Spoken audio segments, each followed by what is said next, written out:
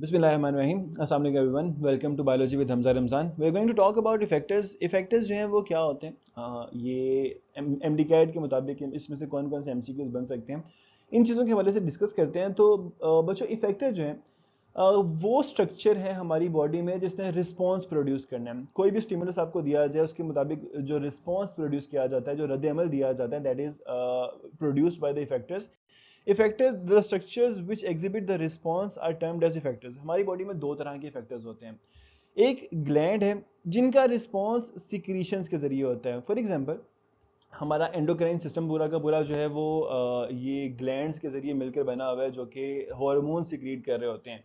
इसके अलावा अगर हमें गर्मी लगती है, फॉर एग्जांपल गर्मी का लगना एक स्टिमुलस है, हमारी बॉडी उसके अगेंस्ट रिस्पॉन्स क्या देती है? स्वेटिंग। वो स्वेट ग्लैंड्स के जरिए प्रोड्यूस होता है। तो कोई भी ऐसा स्ट्रक्चर जो कि अपने अंदर एक चीज को बनाकर बाहर निकाल रहा होता है, दैट इज अ ग्लैंड। उसकी सिक्रीशंस के साथ ताल्लुक होता है उसका। तो ग्लैंड्स जो है वो जब भी कोई रिस्पॉन्स प्रोड्यूस करेंगे तो वो सिक्रीशंस के जरिए रिस्पॉन्स प्रोड्यूस करेंगे। दूसरा, हमारे पास जो इफेक्टर होते हैं जो कि बहुत ज़्यादा कॉमन होते हैं, हम हर टाइम ऑलमोस्ट इसे यूज़, बल्कि हर टाइम यूज़ करते ही रहते हैं, हमारा दिल हर टाइम धड़का रहता है, दे आर मसल्स। मसल्स जो हैं ये कॉन्ट्रैक्शन रिलैक्सेशन के जरिए रिस्पॉन्स जो है प्रोड्यूस करते हैं। फॉर एग्जांपल, मैं अगर यहाँ पे लिख रहा हूँ, मैं कॉन्ट्रैक्शन के इर्द गिर्द जो है वो मार्किंग कर रहा हूँ, तो मैंने अपने हाथ के जो मसल्स होते हैं इनको बताया है कि आपने कॉन्ट्रैक्शन करके इस तरह का रद्द-ए-अमल जो प्रोड्यूस करना है। आपको कोई इंसान आवाज़ देता है, आप बदले में उस आवाज़ का जवाब देते हैं। आपकी जो रेस्पिरेटरी सिस्टम ने हवा को बाहर निकाला, डायाफ्राम और इंटरकोस्टल मसल उसमें इस्तेमाल हुए, वो रिस्पॉन्स दे रहे होंगे। आप कहीं पे चल के जाते हैं, वो मसल्स के जरिए चल के जाते हैं। तो आपकी बॉडी में सिर्फ दो तरह के ही फैक्टर्स होते हैं, ग्लैंड जिन्होंने सिक्रीशन प्रोड्यूस करके रिस्पॉन्स देना है, और दूसरा मसल्स हैं जो कि आइदर वॉलेंटरी और इनवॉलेंटरी, लेकिन किसी भी तरह से वो रिस्पॉन्स देंगे कॉन्ट्रैक्शंस करके। इसके बाद हम बात करते हैं रिफ्लेक्स एक्शन और रिफ्लेक्स आर्क की। हमें वॉलेंट्री और इनवॉलेंट्री एक्शंस के बारे में आइडिया है कि वॉलेंट्री एक्शंस वो एक्शंस हैं जो कि हमारे कॉन्शियस के कंट्रोल में होते हैं, हम सोच समझ के काम कर रहे होते हैं। अगर मैं रिफ्लेक्स एक्शन के इर्द गिर्द यहाँ पे ये लाइन लगाता हूँ, ड्रॉ करता हूँ, ब्रैकेट बनाता हूँ, तो ये मैंने सोच समझ के किया, that was a voluntary action. Reflex action जो होते हैं ये इनवॉलेंट्री एक्शंस होते हैं। हमारी बॉडी रिस्पॉन्स करती है लेकिन वो हमसे पूछती नहीं है, हमारे कॉन्शियस से पूछती नहीं है, बल्कि वो अपने आप एक इनवॉलेंट्री रिस्पॉन्स जो है वो कर देती है, और वो एक रिफ्लेक्स एक्शन होगा। लेकिन हमारी बॉडी के अंदर होने वाले तमाम इनवॉलेंट्री रिस्पॉन्सेज जो हैं वो रिफ्लेक्स एक्शंस नहीं है। फॉर एग्जांपल, हमारा हार्ट बीट कर रहा है, मेडुला ऑब्लोंगेटा हार्ट बीट को कंट्रोल कर रहा है, ये रिफ्लेक्स एक्शन नहीं है। हम सांस ले रहे हैं, ये इनवॉलेंट्री एक्शन है, लेकिन ये रिफ्लेक्स एक्शन नहीं है।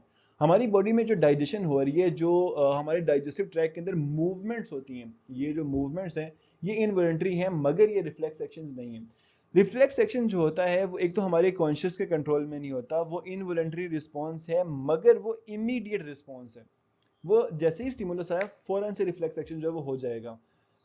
इसका ताल्लुक हमारी बॉडी को सर्वाइव करवाना, हमारी बॉडी को किसी भी इमरजेंसी सिचुएशन से बचाना होता है। आपने अगर सड़क पे जाते हुए कभी भी ब्रेक के लगने की आवाज़ या जो टायर्स होते हैं उनके स्किड करने की आवाज़ सुनी होगी, आपका ध्यान फ़ौरन से उस तरफ जाता है, ये एक रिफ्लेक्स एक्शन है।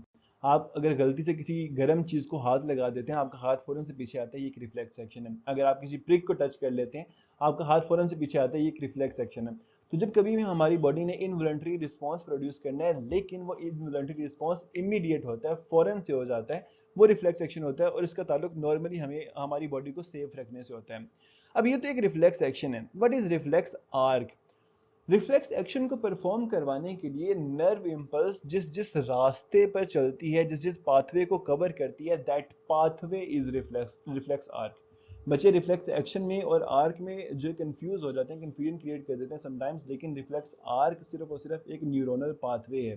फॉर एग्जाम्पल, इस इंसान ने गलती से या जानबूझकर एक इस कैंडल की फ्लेम को टच कर दिया।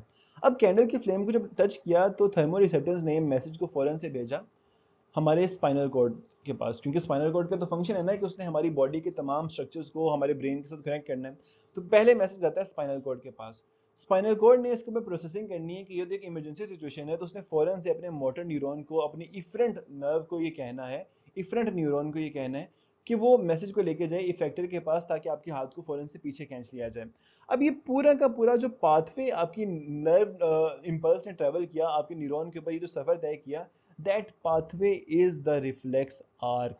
ठीक है, ये पाथवे जो होता है ये रिफ्लेक्स आर्क होती है। इसके कुछ एमसीक्यूज की अगर बात करते हैं, which of the following produce response? तो नर्व ने सिर्फ मैसेज को ट्रांसफ़र करना है, स्टिमुलेटर्स ने मैसेज को रिसीव करवाना है, ब्रेन ने इसके ऊपर प्रोसेसिंग करनी है, इफेक्टर्स जो हैं वो रिस्पॉन्स प्रोड्यूस करते हैं। The reflex action is the phenomena which involves only, reflex action के अंदर बच्चों ब्रेन शामिल नहीं होता। आपने अब देखें इस तरह के जब एमसीक्यूज आते हैं ना, तो आपने ना एलिमिनेट करने हैं गलत आंसर। पहले आंसर के अंदर ब्रेन मौजूद है, इसको एलिमिनेट कर दिया, दूसरे में भी ब्रेन मौजूद है, इसको एलिमिनेट कर दिया।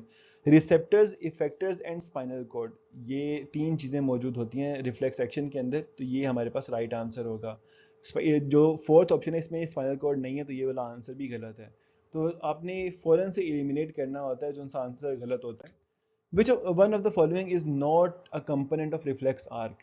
तो एफरेंट नर्व जो कि मैसेज को लेकर आ रही है, सेंसरी न्यूरॉन, इफरेंट जो मैसेज को लेकर बाहर जा रही है, मोटर न्यूरॉन, और इफेक्टर जो कि रिस्पॉन्स देते हैं, ये तीनों तो इन्वॉल्व होते हैं, ब्रेन इसमें इन्वॉल्व नहीं होता। Which of the following describes the comprehensive pathway of reflex action, reflex arc, sorry। तो रिफ्लेक्स आर्क में मैंने आप लोगों को बताया रिफ्लेक्स एक्शन में ब्रेन इन्वॉल्व नहीं होता। अब यहाँ पे देखें, स्टार्ट सारे के सारे सेम चीज़ से हो रहे हैं, तो स्टार्ट में कोई मसला नहीं है। प्रिक ऑन अ फिंगर, उंगली किसी नुकीली चीज़ को टच कर गई है, सेंसरी न्यूरॉन के जरिए आएगी। मेडुला ब्रेन का पार्ट है, ये वाली ऑप्शन गलत है। सेंसरी न्यूरॉन आ रही है स्पाइनल कॉर्ड, स्पाइनल कॉर्ड जो वो इन्वॉल्व होता है रिफ्लेक्स एक्शन में, मोटर नर्व और फिंगर मसल जो कि उंगली को पीछे खींच लेते हैं। तो this is a reflex arc pathway.